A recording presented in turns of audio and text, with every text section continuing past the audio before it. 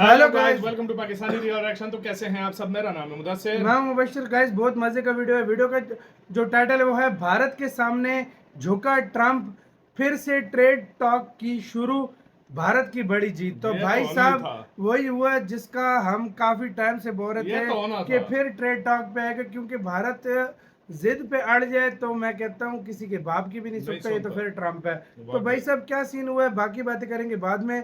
वही है, झुकना पड़ गया। पूरी खबर जानते हैं तो स्टार्ट। दोस्तों, डोनाल्ड ट्रंप की नीतियां अब खुद अमेरिका के लिए बड़ी मुसीबत बनती जा रही है। भारत के ऊपर टैरिफ लगाने के ऐलान के बाद अमेरिका के शेयर बाजार में बड़ी गिरावट देखी गई और हजारों करोड़ का नुकसान अमेरिका को उठाना पड़ा। इतना ही नहीं, दुनिया भर के इन्वेस्टर्स अमेरिका के अंदर से पैसा निकालना अब शुरू कर चुके हैं। यानी कि अमेरिका के बाजार पर अब भरोसा कंपनियों का और इन्वेस्टर्स का नहीं रहा। इस खबर के बारे में आगे बात करेंगे। इसके अलावा हमारी दूसरी खबर फिलीपींस से आ रही है, जहां पर भारत ने अपनी नौसेना के जहाज को भेजा है और अब भारतीय यूएवी वहां पर देखे गए हैं और फिलीपींस कई बड़ी डिफेंस डील भारत के साथ करने की तरफ बढ़ रहा है। इन दोनों खबरों के बारे में इस वीडियो में डिटेल में बात करेंगे, इसीलिए वीडियो को अंत तक जरूर देखिएगा। पहले बात करते हैं अमेरिका की। दरअसल अमेरिका के राष्ट्रपति डोनाल्ड ट्रंप की नई नीतियों ने पूरी दुनिया के बाजारों में हलचल मचा दी है। ट्रंप ने अचानक कई देशों पर भारी टैरिफ यानी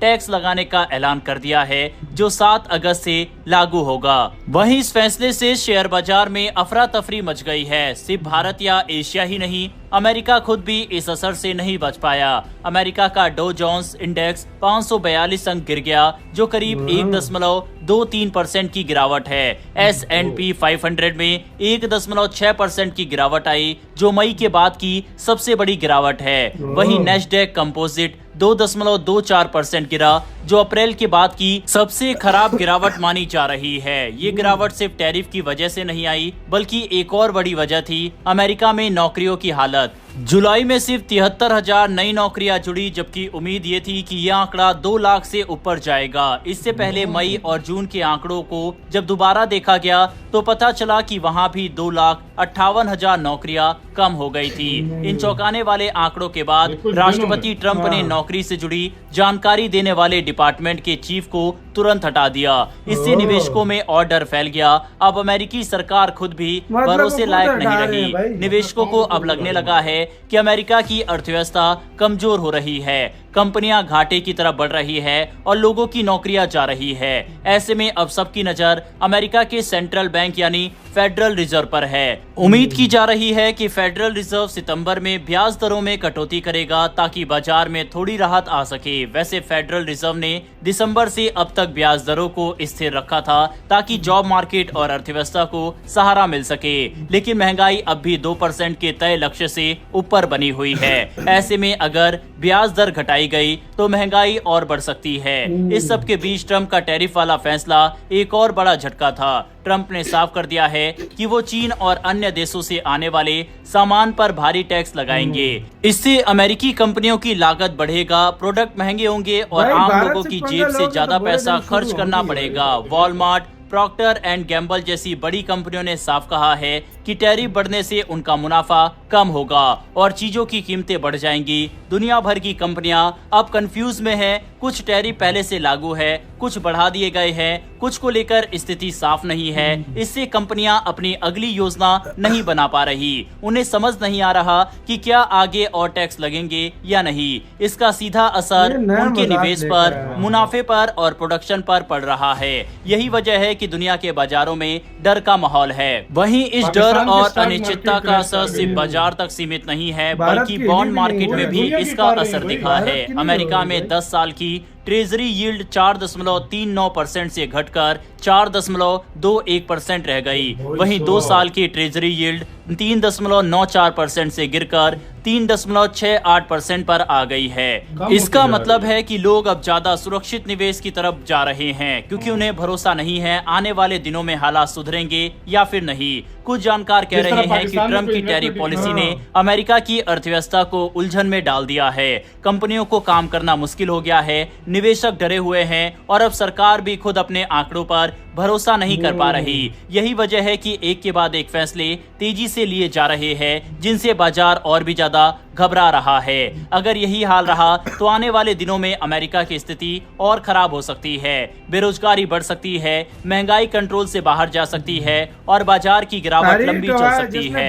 ऐसे में फेडरल रिजर्व पर बड़ी जिम्मेदारी आ गई है कि वो जल्द कोई कदम उठाए। हो सकता है कि वो सितंबर में ब्याज दर घटाए, लेकिन अगर अगले महीने भी नौकरी के आंकड़े ऐसे ही रहे तो ये तय है कि फेडरल रिजर्व को मजबूरी में दरें घटानी ही पड़ेगी। कुल मिलाकर देखा जाए तो अमेरिका की आर्थिक नीतियां इस समय दुनिया को काफी प्रभावित कर रही है।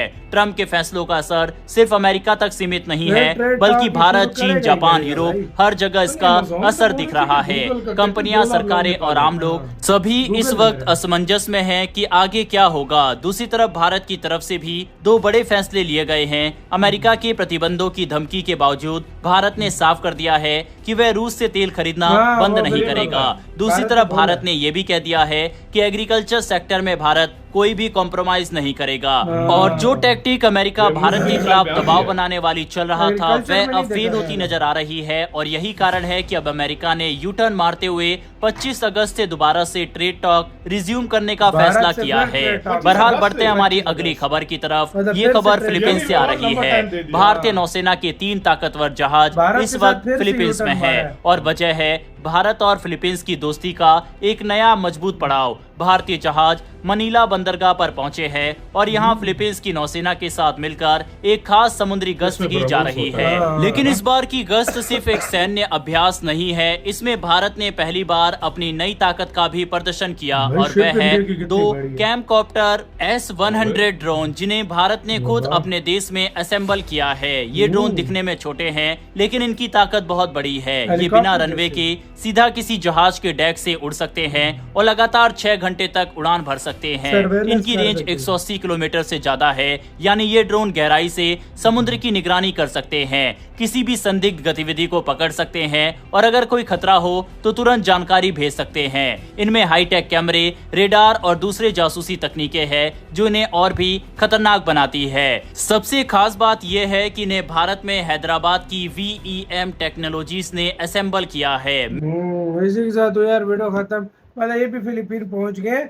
मेन वो है कि भाई ट्रम्प जो है अपनी बात से फिर यू टर्न मारा और सिंपल उसने बात की है कि मैं भारत से फिर से 25 तारीख से ट्रेड शुरू करूंगा। इसका मतलब है जो 7 तारीख का बोला है ना कि 7 तारीख तक सबको टाइम है, इसका मतलब है वो 25 तारीख से फिर इसको पता है, लगा दिया तो फट सिर्फ कहते डराने के लिए ट्रेड डील ये 5-7 दिनों में 1 ट्रिलियन से ज्यादा मार्केट खो चुका है। और दूसरी बात ये सिर्फ ट्रेड डील्स के लिए कर रहा है भाई, जिसके डीले हो जाए भाई।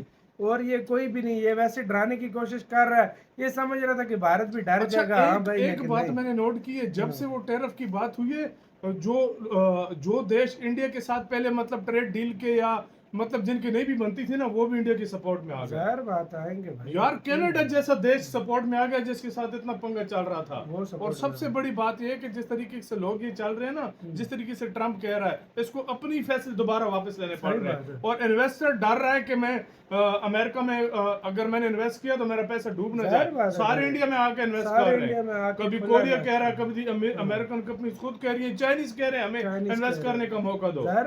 सोच लो इतना मतलब कमाल का। और सारी दुनिया की स्टॉक मार्केट ही क्रैश कर रही है, इंडिया को फर्क उल्टा फॉरेन रिजर्व बढ़ रहा है, उल्टा फॉरेन रिजर्व बढ़ रहा है। बिल्कुल यही तो फिर चीज है भाई, तभी तो इंडिया कामयाब है आज के टाइम। अमेरिका को भी झुकना पड़ गया। दूसरी तरफ फिलीपींस में कोई अभी वो फिलीपीन में और फिलीपीन भी शायद इसका भी ऑर्डर या कोई ऑर्डर फिलीपीन शायद दे दे इसका। अब क्या होता है यार, आने वाले वक्त बताएगा। अपना बहुत ज्यादा ख्याल रखना तो है।